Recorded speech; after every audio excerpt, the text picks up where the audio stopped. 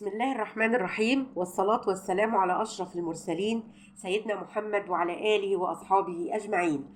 النهاردة بقى أنا هجيب لكم المطعم جوه البيت. محدش بعد كده هياكل أكل من بره تاني.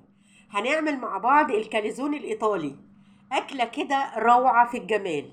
هي عبارة عن خليط ما بين البيتزا والكريب. بجد والله يا جماعة تحفة ومش مكلفة خالص. انا عملتها ببواقي العصاج بتاعي بتاع العيد.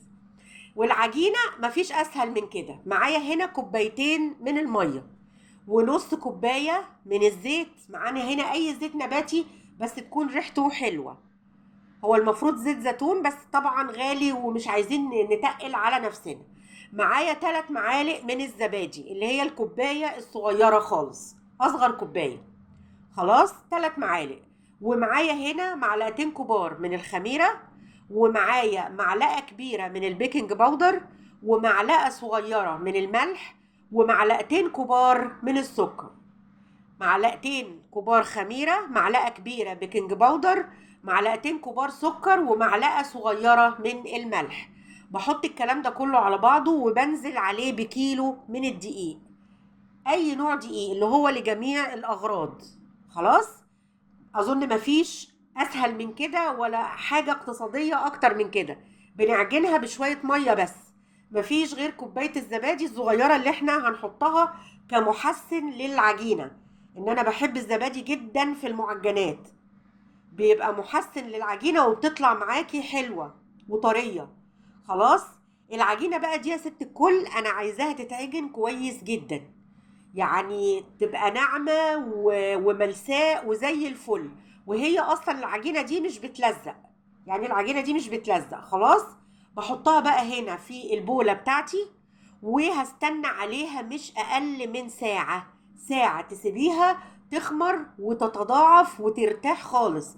عشان أعرف أشكل الكلازوني بتاعي. على بال ما تخمر بقى نعمل الصلصة الجميلة بتاعت البيتزا. صلصة البيتزا يا جماعة. خلاص. انا عندي هنا كنت عامله صلصه، ومعايا هنا بوله صغيره من الكاتشب. معايا زعتر، توم باودر، بصل باودر، وملح وفلفل وريحان. زعتر وريحان وتوم باودر وبصل باودر وملح وفلفل. ادي الصلصه حطيناها في شويه زيت تتسبك. وبعدين نزلنا عليهم ب 5 معالق من الكاتشب. هنقلب الكلام ده كله مع بعضه.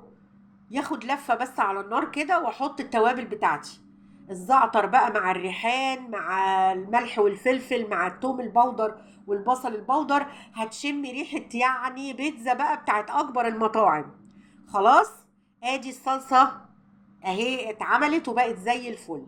كده انا خلصت. حلو الكلام. عندي بقى هنا العصاج. كان عندي في الفريزر طلعته. عصاج لحمة ممكن تعمليها بفراخ على فكرة. اي حاجة موجودة عندك. وفلفل الوان احمر واصفر. وميكس الجبنات اللي كان في التلاجة كله خرجته. هبتدي اشتغل بيه. وعندي هنا الصلصة الجميلة اللي عملناها مع بعض دلوقتي. خلاص كده العجينة ارتاحت وخرجناها من البولة. فردنا شوية دقيق على المفرش وببتدي اقسمها. الاحجام بقى نيجي هنا للاحجام.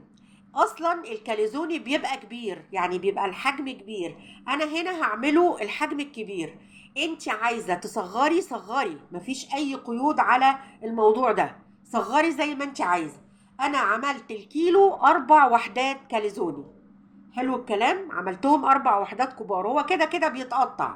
فمفيش مشكله. بيبقى حلو في السوا لما بيبقى الوحده كبيره كده. خلاص.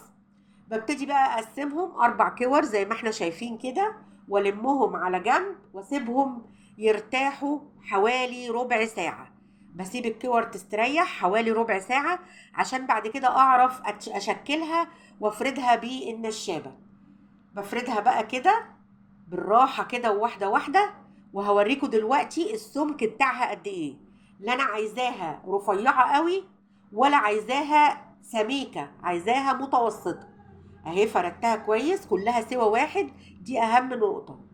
حلو الكلام. اهو.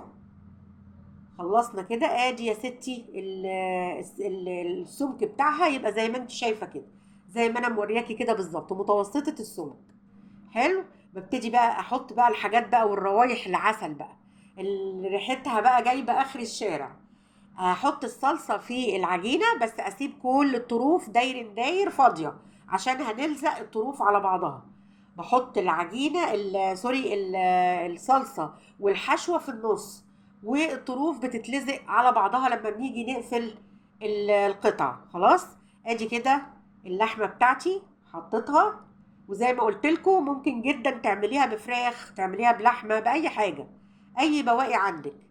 ده كان عندي عصاج من العيد، أنا بشيله متعصج جاهز في الفريزر، فطلعته وقلت بقى نعمل بيه الأكلة العظمة دي مع بعض كده. حاجة بقى روعة والله، طلعت تحفة. هنحط بقى الفلفل الألوان هنا، وبعدين بقى توصي، لأن الكاليزوناية كبيرة وبتحب الحشو كتير. حطي بقى ميكس جبن بقى وإيه بوفرة كده وبسخاء، عشان طعمها يطلع حلو وباين فيه العجينة كده وزي القمر. الجبنة دي بقى هتسيح وتعمل شغل مطاعم بقى. خلاص، قفلت الكاليزوناية اهي على بعضها زي ما احنا شايفين كده، وخلصنا الليلة كلها. مفيش ساعة الا ربع كنت حطها في الفرن. بمناسبة الفرن بقى، انا عايزاها تدخل على فرن سخن جدا، يعني تولعي الفرن مش اقل من ربع ساعة. عايزة الفرن يبقى سخن قوي عشان ما تاخدش وقت كتير في السوى وتنشف لا قدر الله او حاجة، تطلع لك مظبوطة. فتحي بقى كده كام فتحة في كل واحدة عشان لما تنتفخ ما تعملش منظر مش حلو يعني. اعملي دي للتهوية 3 فتحات كده صغيرين بالسكينة، ورصيهم بقى يا ست الكل في الصواني بتاعتك.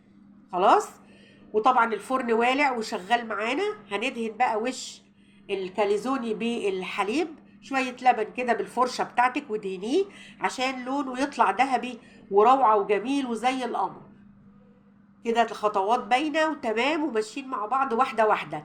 هناكل أكلة النهاردة يعني هتبقي في مطعم كبير، يعني أكلة روعة والله يا جماعة. تغيير، كلنا محتاجين تغيير. وانتوا عارفين الحاجات دي بره بقت بأرقام كبيرة جدا وكمان مش مضمونة. خلاص، هنا قعد في الفرن حوالي تلت ساعة وطلع باللون التحفة ده. ايه رأيكم بقى؟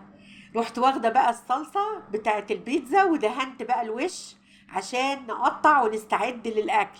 تعالوا بقى اتفضلوا معانا، ولما تدوقوا الجمال ده اكتبوا لي في الكومنتات بقى اللي بتساعدني على الصنف ده عجبكم ولا لا.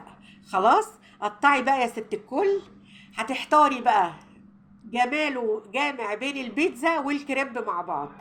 وكلي بقى وبألف هنا وشفا. فين بقى اللايكات والشير والكومنتات الحلوة اللي بتسعدني؟ لايك وشير وسبسكرايب للقناة لبيت ماما بطة، وتحياتي ليكم ولكم جزيل الشكر.